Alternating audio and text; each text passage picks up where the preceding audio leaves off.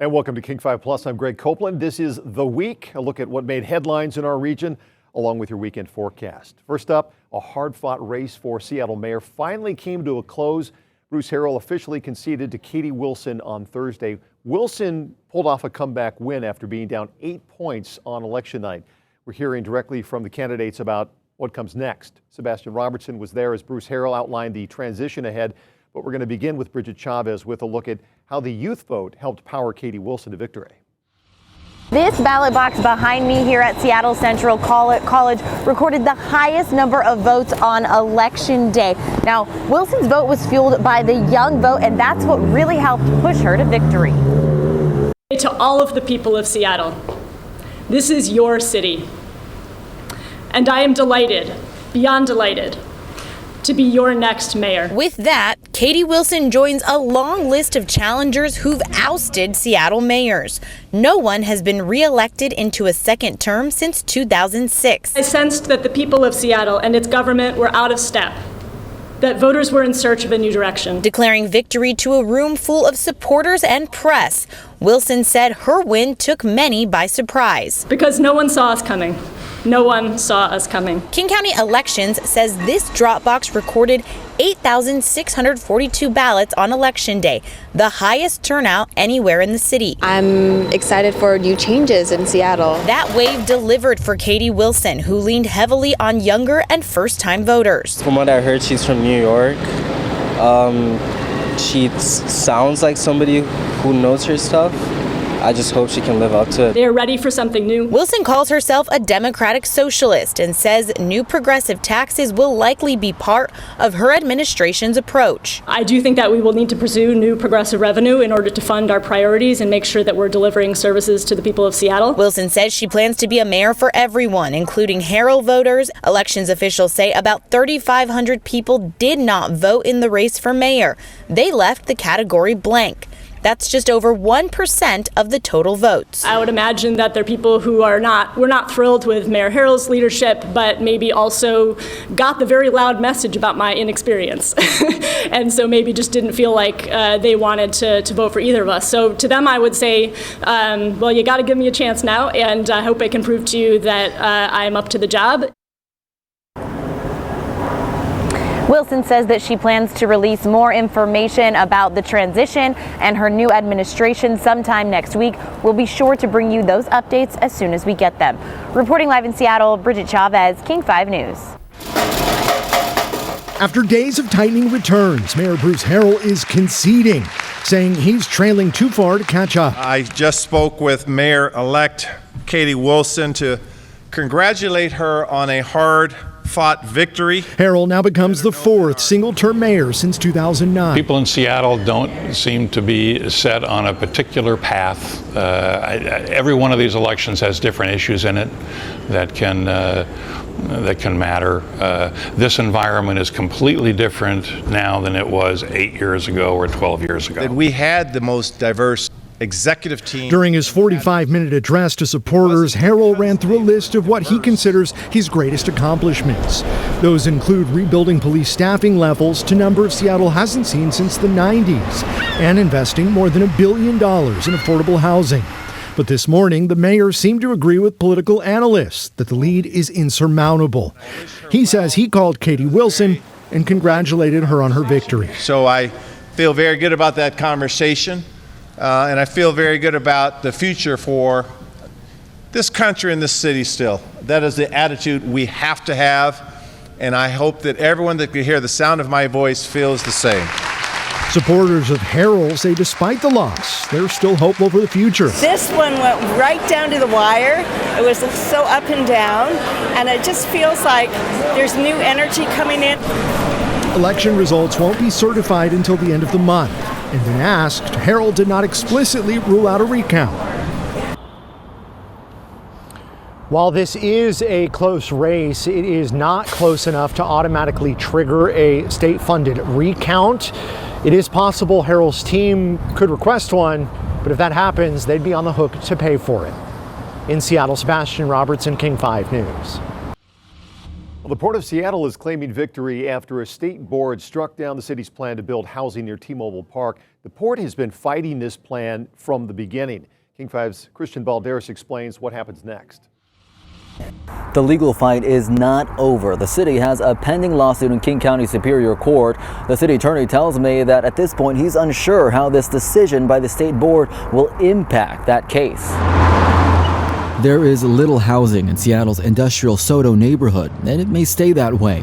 A state board ruled Monday the city violated laws, policies, and processes.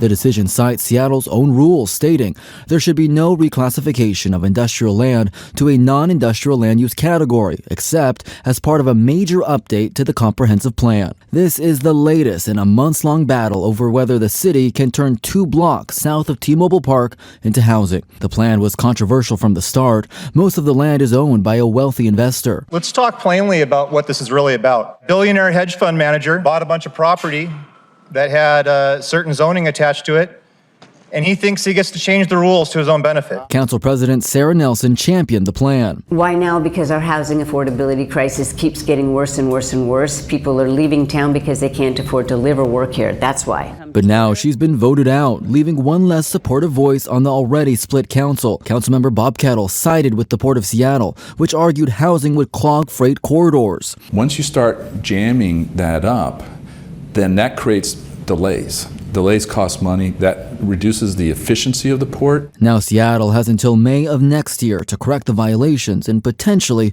revive the plan. At this point, the city is unsure whether they will appeal that state board decision, leaving next steps up in the air. In Seattle, I'm Christian Balderas, King 5 News. Well, it's been a long week for travelers as delays and cancellations continue at SeaTac Airport, part of a ripple effect from the government shutdown. And while things are expected to improve, earlier this week, passengers were kind of winging it, hoping to get ahead of any potential delays. Once again, here's Sebastian Robertson.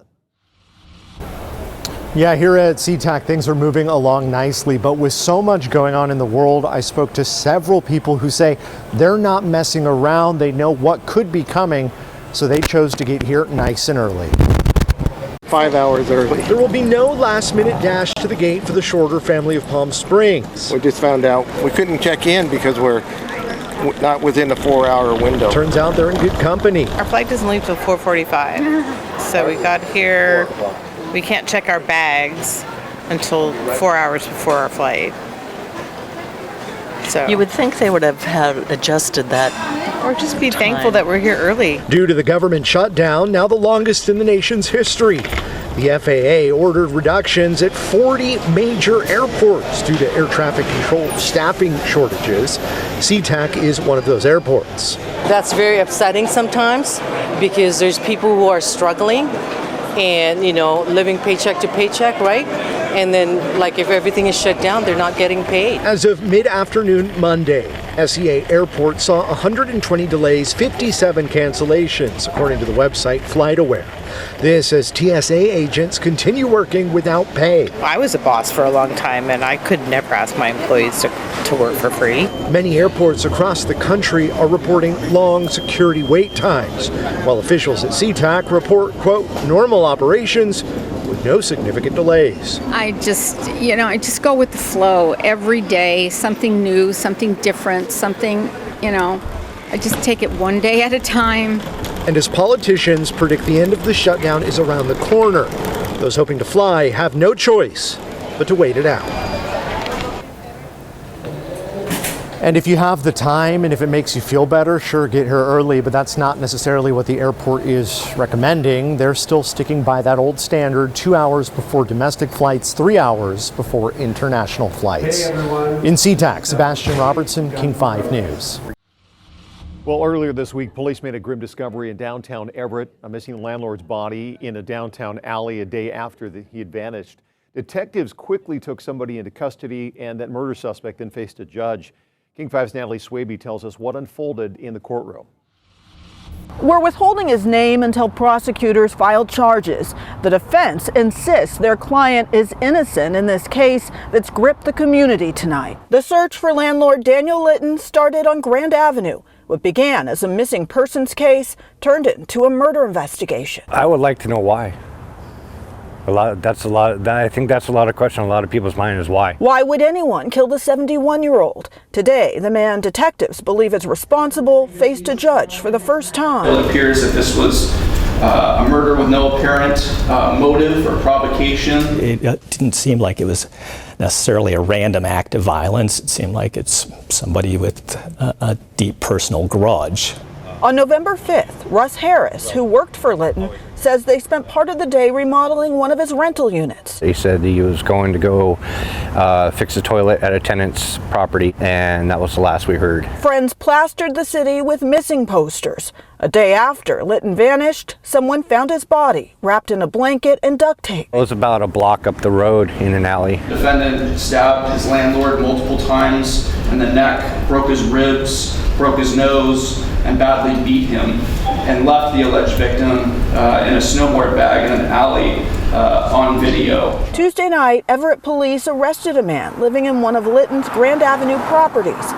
Another tenant, James Burr, says he had a conversation with him before the arrest. I spoke with him on Monday night for about 20 minutes, did not detect any evasiveness from him. He seemed just saddened and shocked and had nothing but kind words to say about our landlord. Friends call it a shocking case and an enormous loss. It's a hard pill to swallow for someone that was so humble and gave people so many chances. It's heartbreaking. A judge found probable cause for second-degree murder. The suspect sits in the Snohomish County Jail on $2 million bail. In Everett, Natalie Swaby, King 5 News. He got killed, and he's our family's great tragedy. When we return, a pilot shot down during World War II. His family finally gets closure 81 years later. Coming up first, though, meteorologist Ashley Ruiz has a look at your weekend forecast.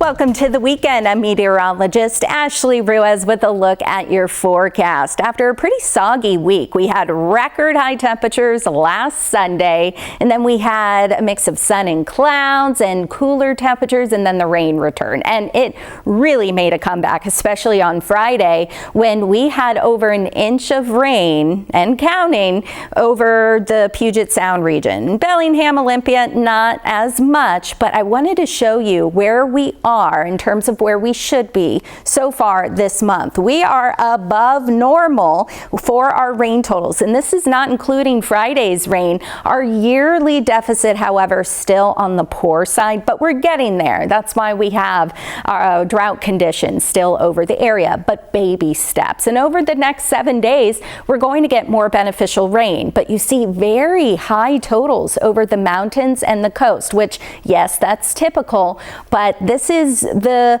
measurement of liquid water. So this does not tell us how much snow will fall in the mountains, but with our snow levels so high all the way through the weekend, a lot of it is going to fall as rain, except the higher mountain peaks. But into next week, our snow levels come down to pass level, and that's when we could start to see accumulating snow. However, a lot of the moisture may be out of here by then, so likely not going to see much in the way of beneficial snowpack at the lower levels, but we're still going to get some. It's just not going to be anything extreme. That's not what we're thinking as of right now. So the weekend, we're dodging showers, likely going to have some sun breaks in the mix, but taking your attention to next week, temperatures are going to be cooler in the 40s and 50s, as well as some pretty chilly mornings as well, with rain around at times. So for your Saturday, again, we'll have showers, we'll have sun breaks, temperatures in the 50s,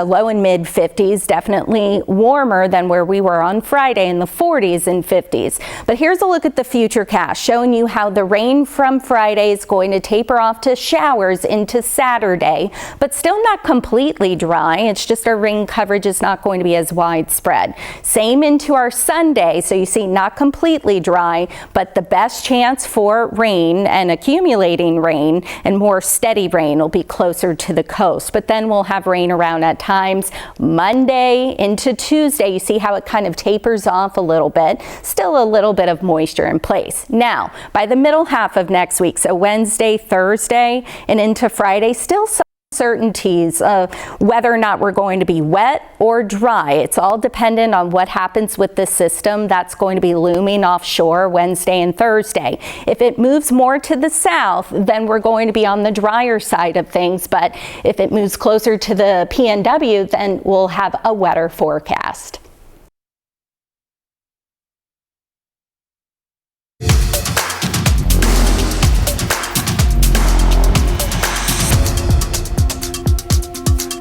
And welcome back. It was a tortuous week for those who rely on SNAP benefits. And during the uncertainty, there was some clarity for one food bank. The community had their back. King 5's Brady Wakayama explains. We've seen an outpouring of support as well, which has really touched all of our hearts. A heartwarming gesture from the White Center community as the government shutdown continues to impact the masses. It's left us in a little bit of a scramble trying to put all the pieces together. Executive Director Carmen Smith says hundreds of new families have come through the doors in just the past week. But in the middle of the crisis, something unexpected is happening. Record support. Just in the nick of time as we're thinking about the holidays. In the last month alone, the food bank has received about $100,000, along with record food contributions and a wave of new volunteers. We're not worried about closing down or shutting down, and that's really because we've seen so much support from our community, really stepping up in ways that, we didn't even consider possible. Despite the surge in support for the nonprofit, Smith hopes all SNAP benefits will return as soon as possible. It's giving families a lot of whiplash, and it doesn't give them a lot of certainty on how they're going to be able to pay their grocery bill. And so we're grateful that we can be that resource, but we know that SNAP is the best thing for families. It gets them out in the community. It gives them all the autonomy to be able to purchase the foods that their family needs. As the shutdown drags on, one thing's clear to Smith. This community cares. We feel incredibly grateful that so many people have chosen to show up in this moment, and that I hope that we continue to build community together even when the government opens back up. And if you'd like to donate or volunteer here at the White Center Food Bank, we have more details on how to do that on our website, king5.com. In White Center, Brady Wakayama, King 5 News. Rachel Givens was hit while crossing a Tacoma street and left to die. Then her organs saved 5 strangers. In our More Than a Number series, the victim's mother tells King 5's Natalie Swaby about the hit and run and Rachel's final gift. Laura Givens' daughter packed a lifetime of achievement into her young years. The things that you do, Rach. Dominating soccer fields. It's monumental. And lighting up basketball courts. She was a 2-time state champion in Washington State. But October 5th, 2013 shattered everything. Rachel was just 23. Never in my wildest dreams did I think that she would be hit by a car crossing the road. Laura got the call that her daughter was the victim. A hit-and-run driver had fled. I drove over there. I was just telling the paramedics, just keep working, keep working. They refused to give up, and Rachel reached the hospital. When we knew she was brain dead, I went to the nurse's station and I said, she's an organ donor. Rachel's last gift breathed life into 5 people. She was able to give sight to 2 people. Her heart went to a grandmother. Her lungs went to Linda Merritt in Oregon. Linda and Laura built a friendship. We just had lunch the other day. And, just to know that we're in the same air space that used to be my daughter's lungs. Rachel's story is changing hearts and minds. Jenna Huerta from Life Center Northwest emphasizes diversity in organ donation. The health outcomes for an organ recipient are much stronger when they receive an organ from a donor who shares similar genetic backgrounds. This is what she chose to do, was to donate her organs. 12 years have passed since a hit-and-run driver took Rachel's life. It's a case that remains unsolved. I can't dwell on something like that. I mean, that person has to live what they did. Instead, she channels her pain into something powerful, transforming tragedy into a lasting legacy. Rachel is gone, but these people are living. In our darkest moments, this is the light that was given. It doesn't take away the grief, but it just softens it. Life Center Northwest says one donor can save 8 lives and heal more than 75 others. Right now, more than 1,600 Washingtonians await transplants. In Auburn, Natalie Swaby, King 5 News. Well, when his country asked for help, Howard Holding answered the call. During World War II, so many families gave so much. This Veterans Day, one Washington family finally got something back.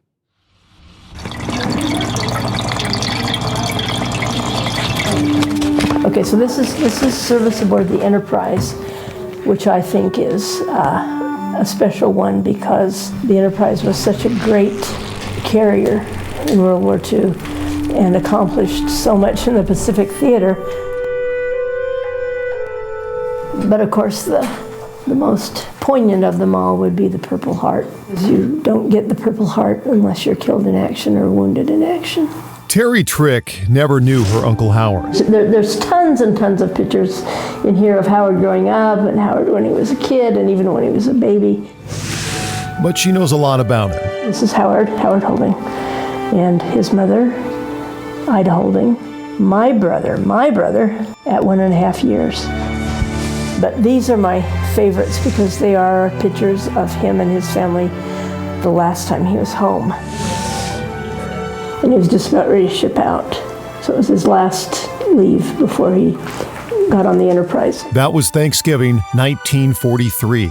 He got killed. And he's our family's great tragedy.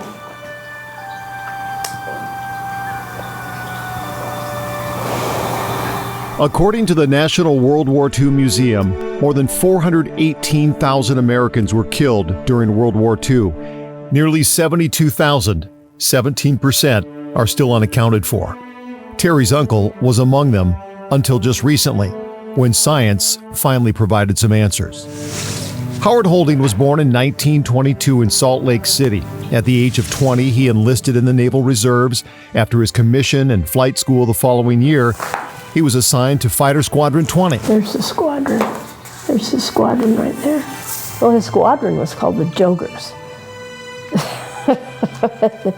Fitting for him? Yeah, their symbol, of course, was the Joker on a deck of cards.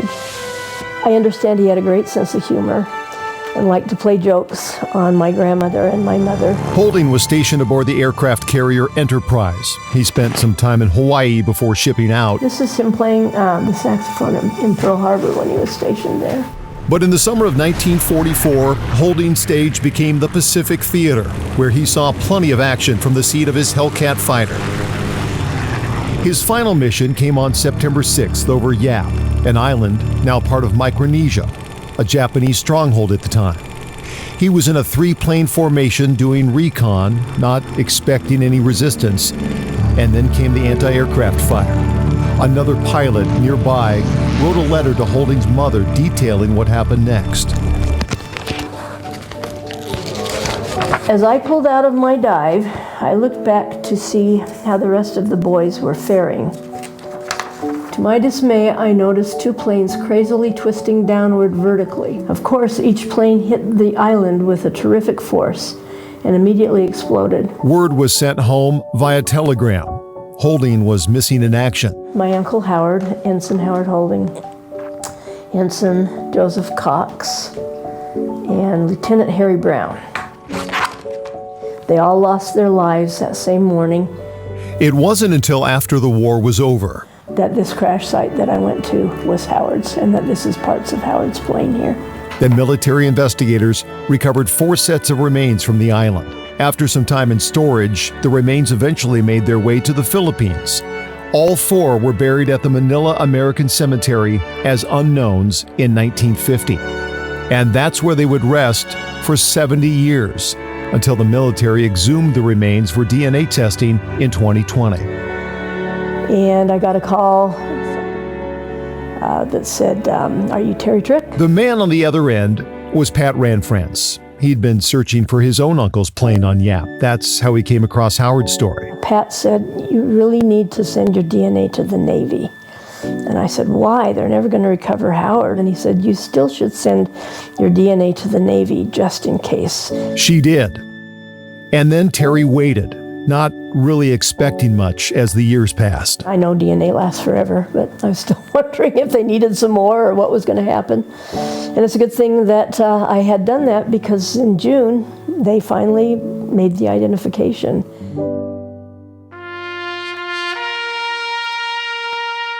"81 years and 39 days after giving his life for his country, Holding arrived back in Salt Lake City last month. Terry and her son, also a veteran, were there to greet the plane. Howard was laid to rest at the Salt Lake City Cemetery with full military honors. Home at last. Closure is an overworked word, but I look at it as the family is reading a story for 81 years. And we don't know how it's going to end, but we're reading this story. And then finally we get to the end of it because we find Howard and he comes home. And then we can close the book at the end of the story. So closing the book is closure. And that's the way I look at it. Thanks for your time. We hope you will join us every Friday evening for another look at the biggest stories of the week.